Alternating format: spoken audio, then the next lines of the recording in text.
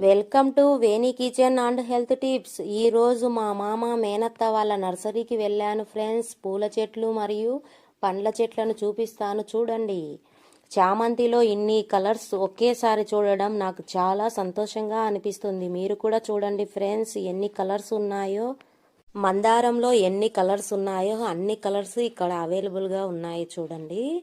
Red, yellow, baby pink, rose, అన్ని colours ఇక్కడ అవైలబుల్గా ఉన్నాయి. చామంతిలో maroon red, white, yellow, green and yellow, baby pink అన్ని చాలా బాగా ఉన్నాయి. ఇన్ని రకాల పూలను తెంచి దేవుడికి పెడితే మనసుకు ఎంతో ప్రశాంతంగా అనిపిస్తుంది. చెట్లకు మనం ప్రాణం పోస్తే చెట్లు మనకు ప్రాణం పోస్తాయి.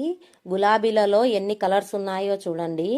Maroon red colour, yellow colour, baby pink colour, white maroon mix colour ఎంత బాగుందో చూడండి.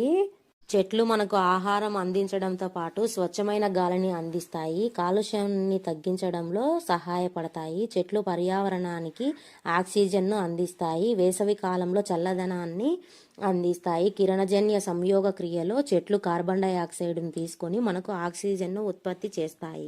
శ్రీనివాస నర్సరీలో మామిడి, జామ, నిమ్మ, కొబ్బరి, దానిమ్మ, యాపిల్, కివి, డ్రాగన్ ఫ్రూట్ మొత్తం ఎన్ని రకాల పండ్లు దొరుకుతాయో అన్ని రకాల పండ్ల చెట్లు ఇక్కడ అవైలబుల్గా ఉన్నాయి.